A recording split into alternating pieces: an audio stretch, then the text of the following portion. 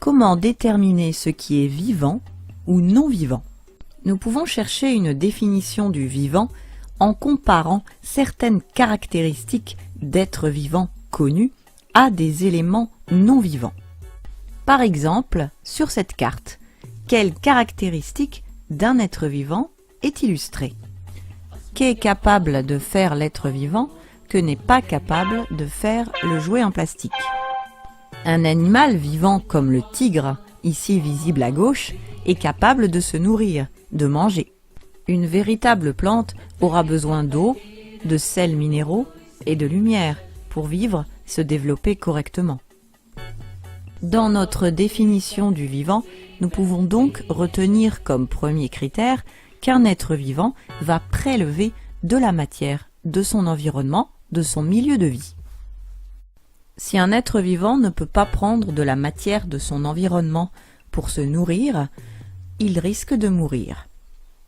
Un animal peut mourir de faim, une plante peut mourir si elle n'a pas d'eau par exemple. À notre définition du vivant, nous pouvons donc ajouter que tout être vivant finira un jour par mourir. Par exemple, sur cette carte, quelle caractéristique d'un être vivant est illustrée?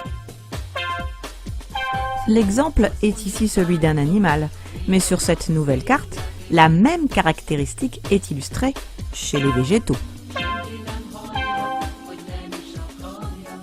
Ces deux cartes montraient qu'un être vivant était capable de grandir.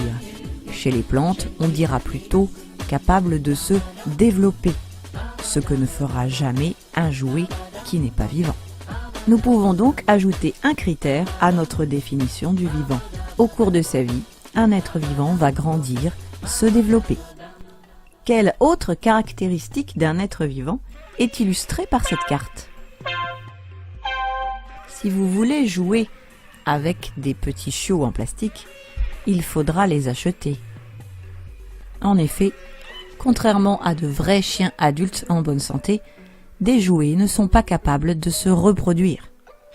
Cette caractéristique des êtres vivants est aussi observable dans cette expérience menée avec des levures mélangées avec du sucre.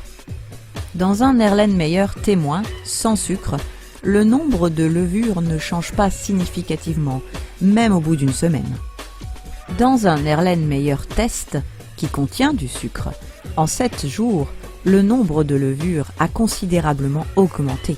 Les levures se sont reproduites, elles se sont multipliées en présence de sucre. Ainsi, selon son âge, selon parfois les conditions de l'environnement, un être vivant pourra se reproduire.